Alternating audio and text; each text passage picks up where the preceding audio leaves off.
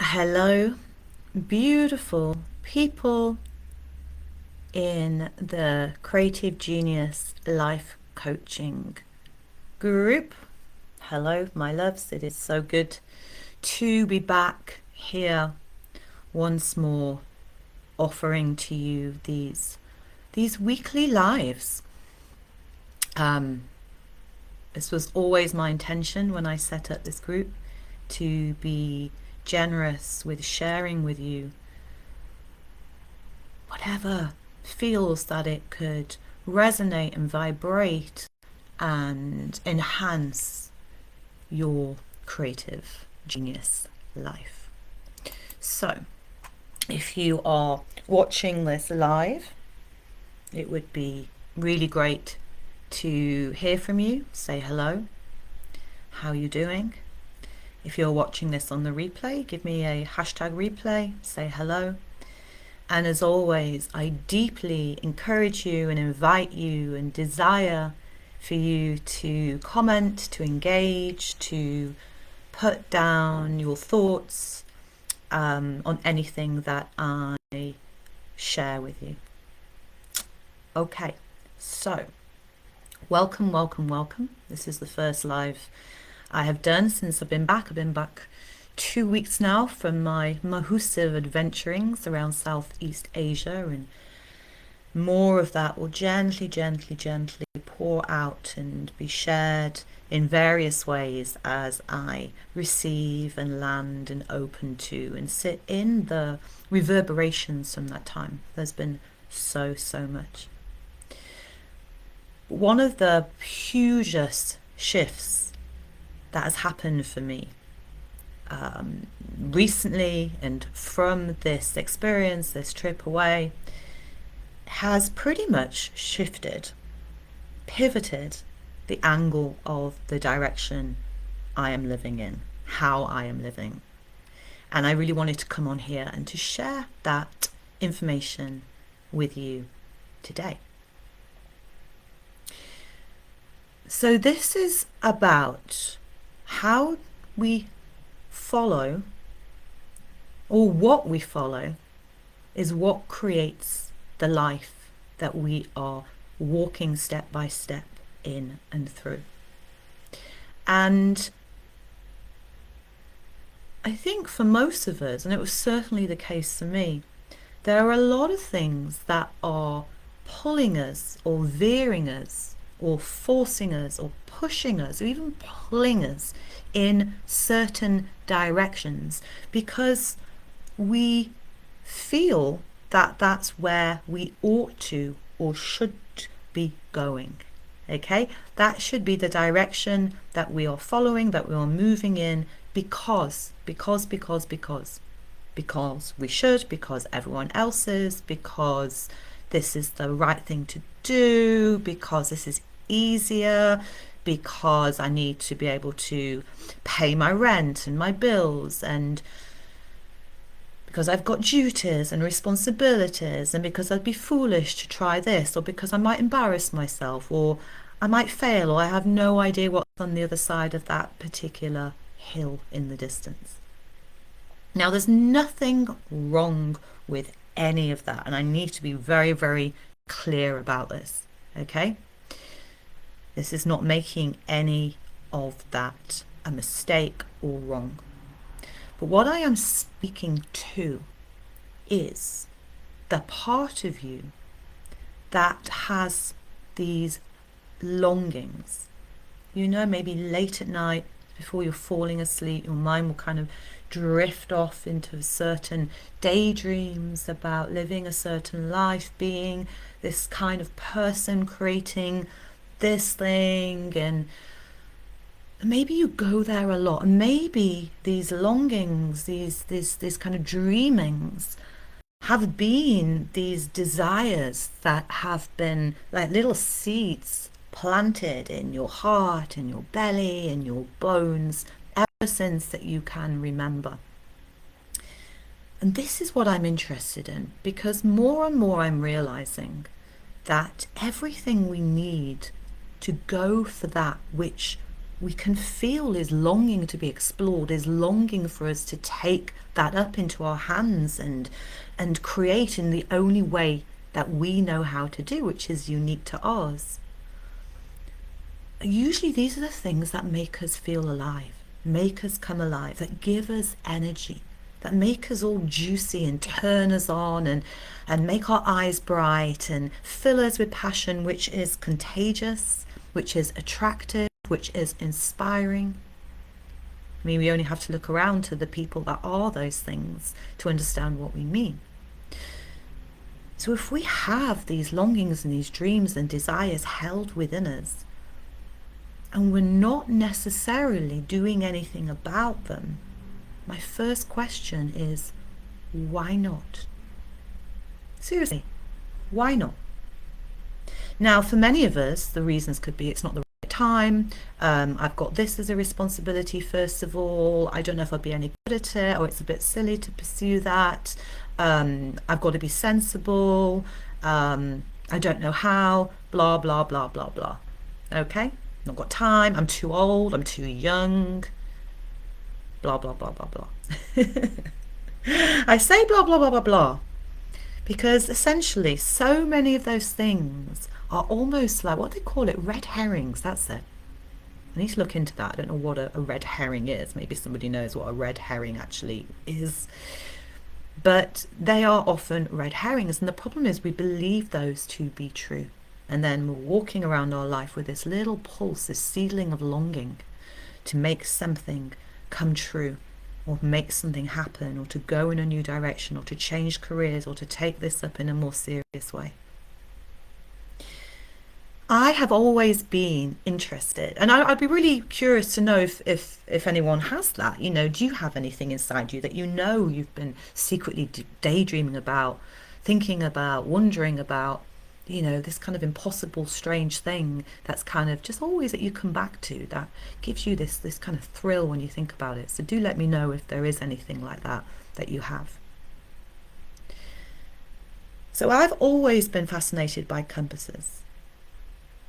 Oh, hi Annie. I'm sorry, darling. I'm sending you so much love, sweetheart, but thank you for being here. So I've always had a thing about compasses. Just love compasses. I think they're just stunningly beautiful. And I recall reading an incredible book by Rebecca Solnit, which is a really extraordinary writer, I feel. And the book is called Lost. And it's very much kind of essays really about how we orient ourselves in life. And there was a whole section in that. I can't remember exactly how this all went, but there was a whole section around, there were certain people of the earth that live very close to the earth and in times gone by that would rely on their own bodies. They would call the front of the bodies maybe the north, the back the south, one side west and east, and that's how they would orient themselves to the earth itself and to the landscape that they were in. They were not separate from. And sadly, we have become very separate from the earth, so much so that we've lost our own bearings and lost our own inner bearings, our own inner navigation or guidance system in life. So it's no wonder we get to a certain age, or we live most of our lives navigating by and being guided by things that actually are not true for us. You know, we look around, they seem to be the truth for everybody else, and we're told that should be the truth. So we kind of don't really question that most of the time, and we just go on and on and on. And I'm probably speaking already to the converted here in this group, but if you're here, you're probably not necessarily living this most conventional life.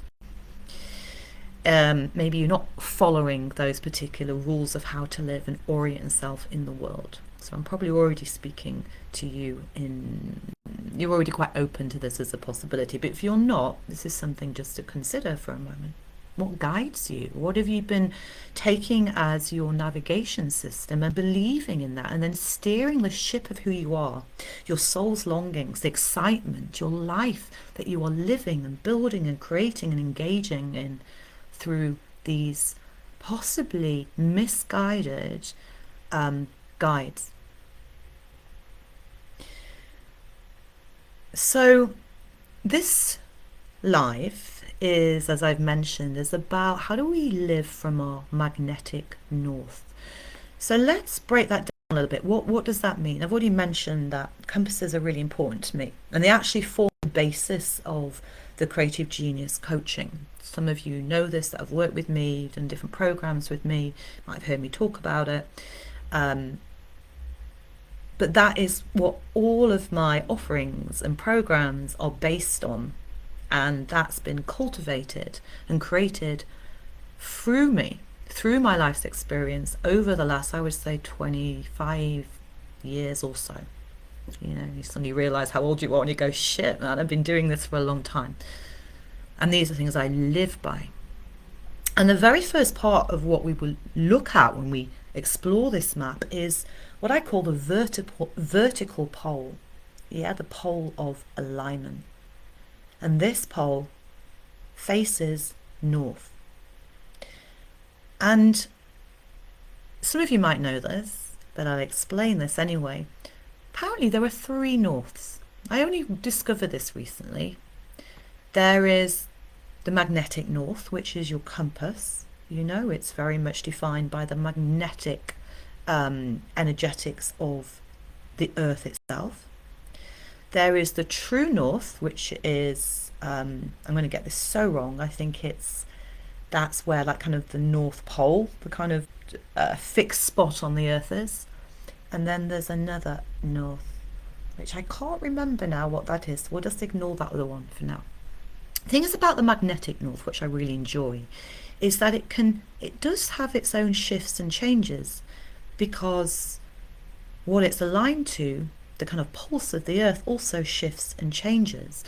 And we, as creatures made up of the earth, with our own magnetic force fields, also shift and change and move about and evolve and grow, and different things become important to us at different times. So I really like this idea of aligning with the magnetic pole, and I like that also connects with the compass. So you can have this image in your head, and it's strong. It's a strong line. It's a strong force.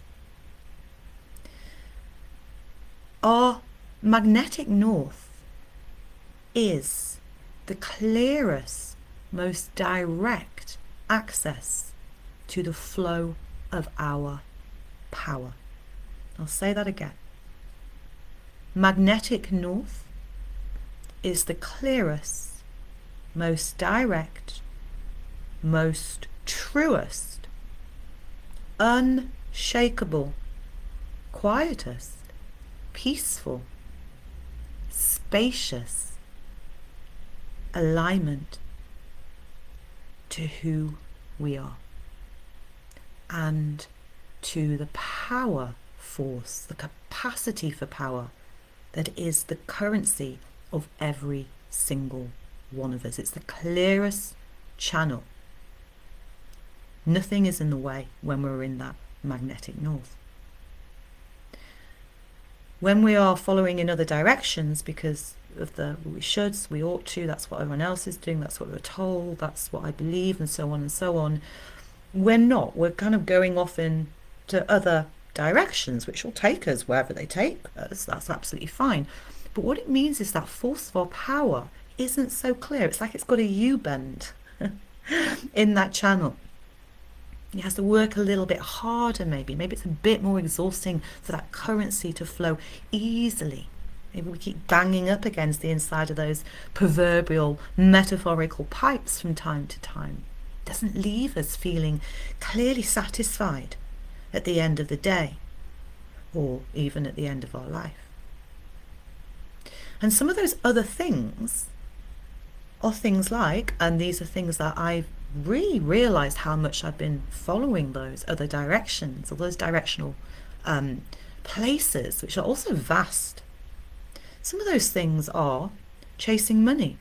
You know, the grasping, the absolute focus on it's about money. chasing relationship or love, or having to be in relationship because that's what you're meant to do, and I don't want to be, lonely, say. Maybe it's been chasing recognition. I need to be validated. I need to be seen in order to know that I'm worthy, that I'm enough. Maybe it's really believing in these more limiting beliefs about who you are, and that has then devised your path for you. Maybe your pipe, just using that, has got many little kind of like twists and turns in it. And for a lot of us, we don't question this necessarily because it feels very real. It absolutely feels real. Anyone relate to this? If you do, let me know. Again, if you're watching this on the replay, I really appreciate hearing any thoughts here. What have you been following? What direction have you been following in? And what's been the fuel behind that? Because the fuel behind most of those directions will be probably fear, fear of not doing it right, fear of lack, fear of disappointing others, fear of not being seen, not being loved, not belonging, all of those very human, very real fears that every single one of us knows because they are real. They're part of this complexity of being human. When we begin to align and live from our magnetic north, when we really decide that you're going to choose, or we're going to choose, to live from our power. And what I will just say here, and I'm just going to do a kind of small understanding of this. For me, power is simply love. And I'm talking about true power here. Okay? Heart power. It's love. And we all know that love is the most hugest force. It can create miracles in the world. It can create anything. People say love is God, love is everything, it's faith, is everything. Power is a form of love. When we start to live from our magnetic north, and when we just suddenly realize that everything else either isn't working for us, or we don't feel as satisfied as we know we could, or we know something's missing, or to go back to what I spoke to in the beginning, we daydream, we long for, we have these things which ache in us that are not being fulfilled in the life that we're living right now.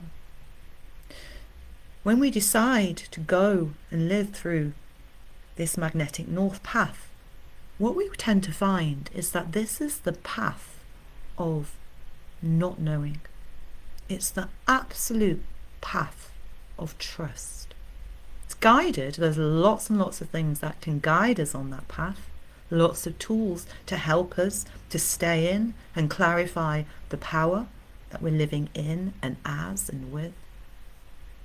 But there's a vast, open, potentialized space of becoming if we are willing and courageous enough to say yes to it, because we don't know what's going to happen and there's no guarantees. A lot of the other paths, even if they're not satisfying for us, will feel safe because they're familiar. They're comfortable in their uncomfortableness. Yeah. And you might want to think about where am I living in those places that feel comfortable in their uncomfortableness? They feel safe. But is that how I want to live? And I will kind of prelude all of this to say that a big part of living in and from power is working on foundation of our nervous system. We're kind of going by the magnetic earth. Earth is what is our guidance system that we've become disconnected to. And earth is also the body. It is the nervous system of everything, is the pulse of the earth. And we know what happens when she gets activated. We see it all the time in nature. Has her way of reacting and responding to that. So what it has meant for me, and what it might mean for you if you are considering the possibility of living more from your magnetic north, and I highly, highly recommend it, is firstly it means putting down some of these beliefs and identities that we've been living in and as that are stopping the fullest potential of who we are, that are creating these roadblocks, that are exhausting us and burning us out, that are not actually deeply satisfying to our soul. And that can be quite painful and quite sobering, actually. It's a choice. Choice is one of the biggest powers that we have. It's a huge responsibility. So a choice to put down the belief in I'm not enough, the choice to put down the belief that I have to live like this because everyone around me says I have to or I should, and so on. It's a choice to go, I think this aching in my heart means something and I need to at least investigate it. I can always come back to the other things if I need to.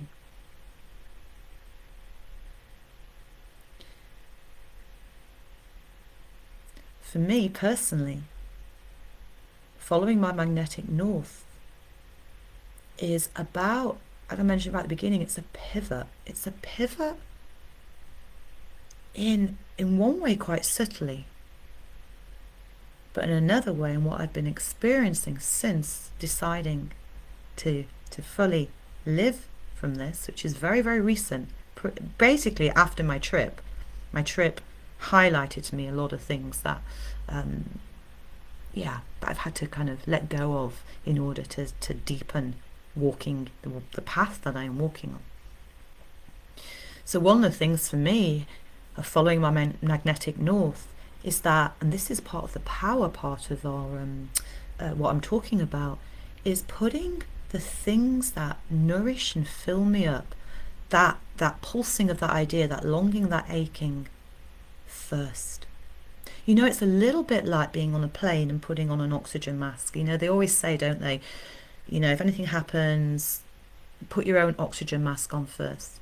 It's about filling yourself up first, filling your well-being first, so that you're not walking around filling everybody else's and doing everything else and feeling more depleted and feeling this kind of emptiness because you're not feeling satisfied from what you've been doing with your time and your day. And that leads to resentment, it leads to jealousies, it can also lead to dis-ease, particularly mental disease, but also physical disease as well.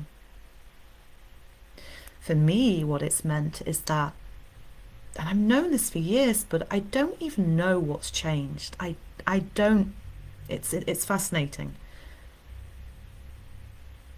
I do this work. I've done this work for a long time. I've coached hundreds of clients. What I've been doing is helping other people to live and follow their creative dreams and impulses and be that creative person, to be seen in that, to live like that day to day, to cope with all those different aspects of the creative process. But I haven't put my own creative process first. And some of you might be going, oh, that doesn't seem true. You're always doing this, that, and the other. Sure. But it's been with a very different mindset. And what's changed for me, and it feels kind of almost subversive in a weird way, is that I've shifted to giving myself my creative time first, to making my own creative projects a priority, to be selfish with how I use my creative energy so that I am filled and nourished and fed so much that it's from this place in me that I can be of most service, teaching and sharing and coaching others. And it seems really obvious. It's that whole thing of walking the talk, you know?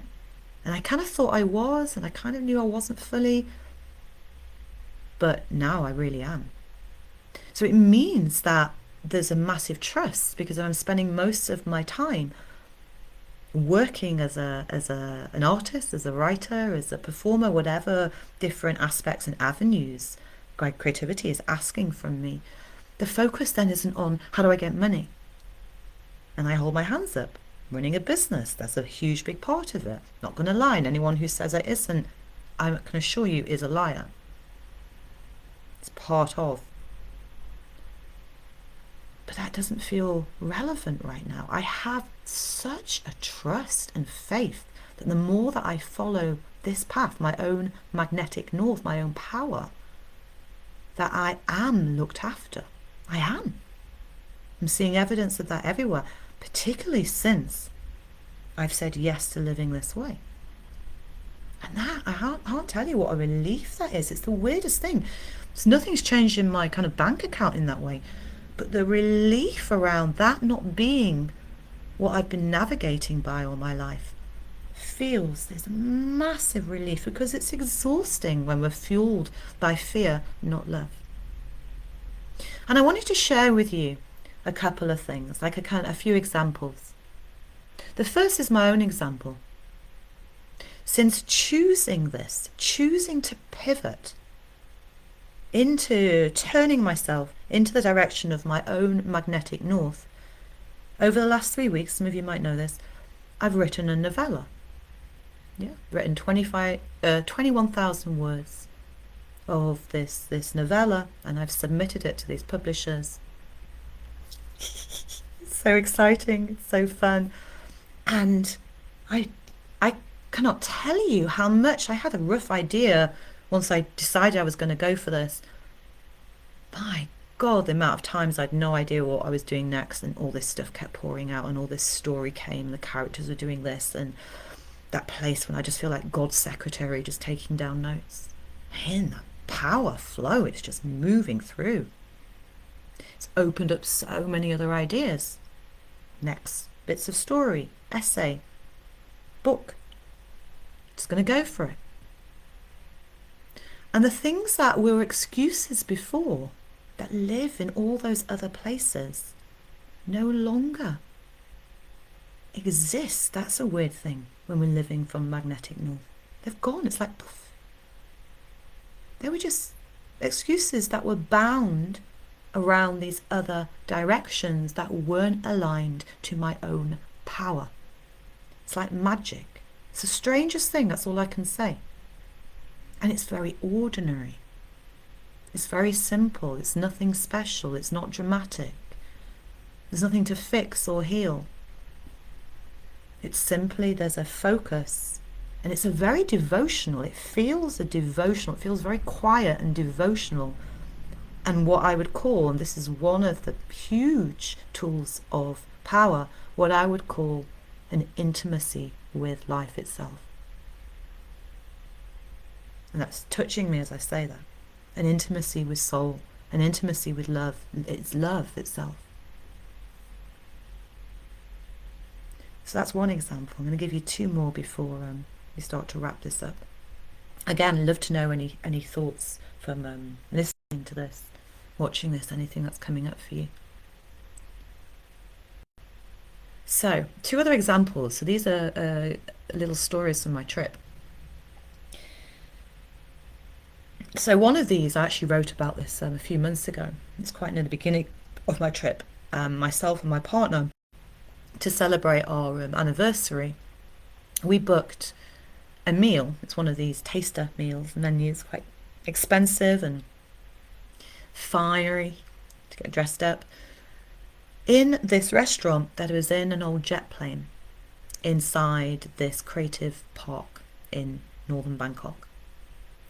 And this creative park is gorgeous. You go into the space, there's lots of little stalls, there's a flea market there was music, live music playing, there was all these cute little shops. There was also, I remember, there was a photography studio, there was a dance studio. We could actually see a ballerina dancing through the window, hard at her practice. There's food stalls. And then right in the middle was this huge jet. You got the ladders. Kind of laddery step things to get up there and go in this place, and inside it is like, wow, super beautiful, the way they had styled it out so decadently, but leaving lots of the plain parts. I don't know what, you'd probably got a technical name. The lighting was gorgeous, the food was fabulous. I've never had one of those taster menus before, and everything is delicious and it looks beautiful, and they describe everything, and we drank cocktails and wondered at the place, which was filled with stuffed animals and objects of art, and a band that was playing with this Asian woman who looked like she was something out of a James Bond movie singing. It's beautiful. And me being me, I wanted to know more about this. Like, how did this come about? And it turned out that it was this guy who believed in arts and artists.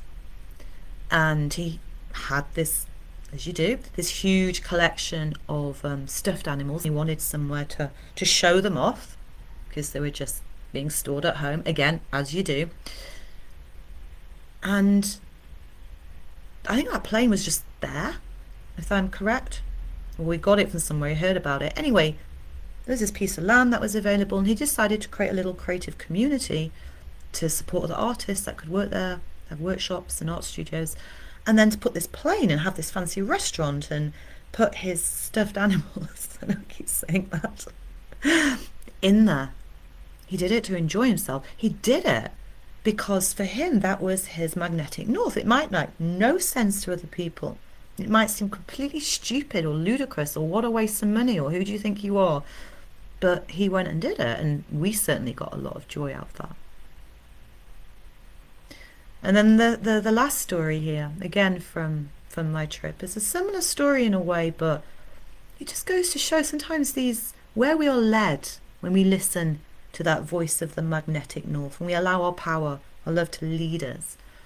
Those places aren't usually the rational places or the logical or the ones that are sensible and make sense or safe in so many ways. So halfway down Vietnam is a beautiful place called Da Nang on the coast. Fell in love with Da Nang. And it's got a beautiful ocean front, miles of beach, really funky town, very cool. And it's near the hills as well. So it's kind of got everything that you need, everything that I need, just pointing that out. About half an hour taxi ride away, there is this place called the Sun Bana Hills. And we went one day and we got to the base of these mountains. And then you had to go through what seemed like a bit of a Disneyland entrance castle thing. Lots of escalators for some reason. Music playing, little scenes from different countries in the world. Quite cute. And then we got a cable car, which if I'd known this beforehand, I might have been more hesitant because I'm not very good with heights and neither is my partner.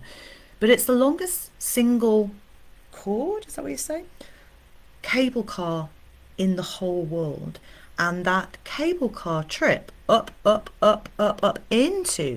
the clouds, keep going to the top of this mountain, took 25 minutes. 25 minutes, think about it. That's a long time in a cable car suspended over a jungly mountain in mid-Vietnam. It's beautiful. If you get up to the top, why were we going there in the first place? You're 1,500 feet above sea level, and you get out and you go through the kind of barriers and you step into what can only be described as a kind of very odd Disneyland in Vietnam. Seriously, there was hotels, there were whole sections, there was a medieval area, there was a whole monastery area with real monks that went there to pray. There was this French town, like literally there was the Moulin Rouge, they built all this French town. There was a roller coaster, bumper cars, a waxwork museum, loads of gorgeous castle structures, restaurants, gardens that were just exquisite, huge, massive design themed gardens, this huge Buddha, this bridge, which is what we really came for, with the hands. And if you've seen it, I'm going to post some pictures of this up coming soon. Magical, wondrous. So again, being me, after we'd had this day here, wonderful, bonkers. I was exploring and researching. And it used to be, so it did used to be, because it's French colony, Vietnam, and it used to be a place, a hill station for people to go when it was too hot. It gets very, very hot in mid-Vietnam in the summer. And then that kind of became in kind of disrepair. No one was really using it until this guy came along about, I want to say 15, 20 years ago. And he just thought, I'd quite like to make a little bit of a fantasy village up there. And so he did. I have no idea how he got all of the materials up there. How you even design and plan something like that. Then you building this whole cable car network. It wasn't just one, there was loads of different routes you could go. It's a huge thing. You had to get cable cars between different areas. But that came from his vision by listening to and following his own magnetic north. And what they gave was so much.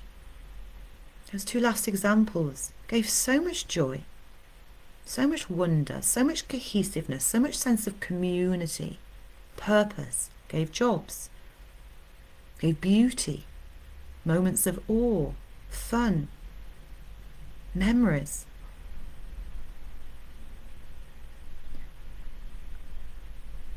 I believe that we fear living from our magnetic north because we don't know what's going to happen.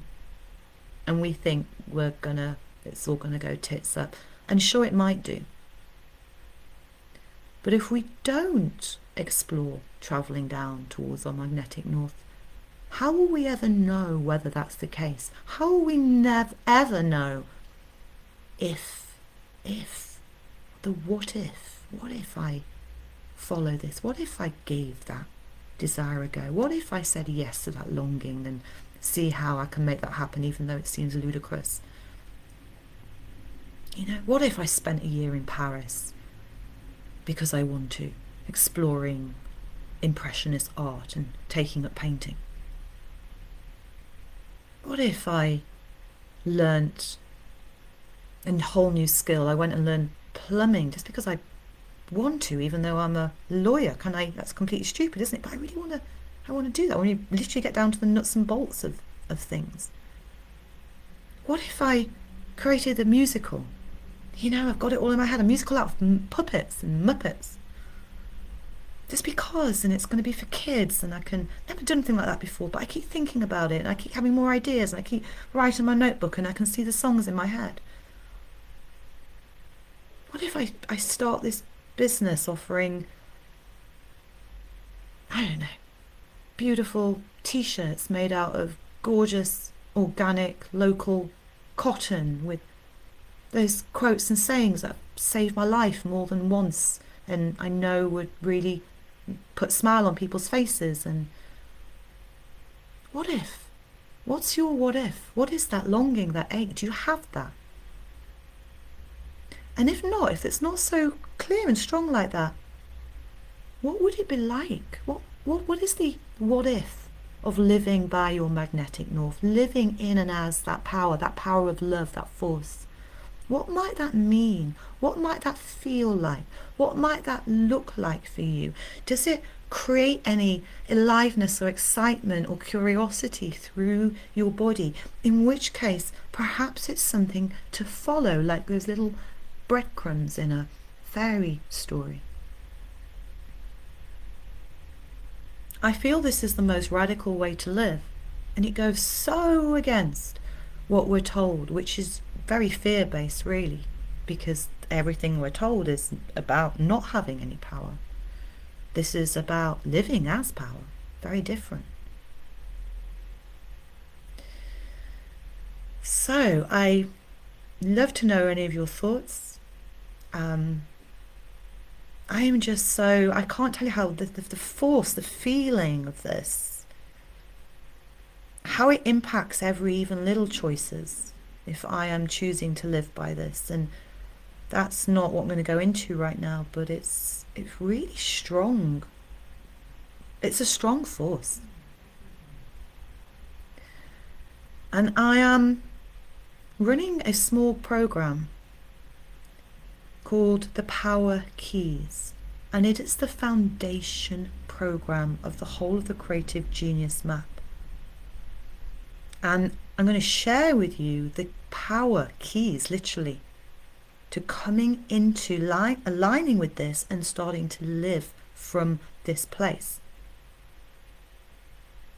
It's already super pumped up with life force, and it keeps growing. I keep having all these more downloads of things to go in. And it's a 3-day program. It'll be live. This one will be live, then it will become a recorded program. And I'm offering it to you for only £44. I want you to be able to access this. Okay, so some of you know that my programs start from 222. That's the kind of lowest level for the other programs. So this is an absolute and utter bargain. I want you to experience how it might be to taste this power in you. And look at all the ways you've leaked power, all the ways you've given your power away or let it be taken, all those reasons why. What you truly believe around power, and whether you don't want any part of that, how you're using that already, but perhaps in slightly twisty ways in your life. And then those tools, those keys to support you in deepening and living as and in your power. It has to be now. It has to be now that we come more into this place. I mean, we just have to look around and stage the world. I'm not even going to go there because it's too heartbreaking and it's bonkers. And what are we waiting for? What are you waiting for? I'm literally just writing a Substack article at the moment about waiting. I've waited all my life. I've waited all my life to live in and from this place for all sorts of reasons. I don't want you to have to wait any longer. So I will put the information about the power keys into the comments. We start on the 18th of June, so Tuesday, so it's leading right up to the solstice, that big blazing sun in the skies, big day, fullness of that. So it's so aligning with that. And I can assure you that this will blow your fuse. We have to have the capacity, you see, to be able to bear power. There's so many aspects to it. Okay, my darlings, thank you so much for your time and your attention, and do share. If you know anyone who might appreciate or be interested in this, invite them into the group as well. If you have any questions, let me know. And I will see you at some point next week. Not next Tuesday, because I'm going to see Miranda July in Manchester. If you don't know who she is, check her out. She's amazing.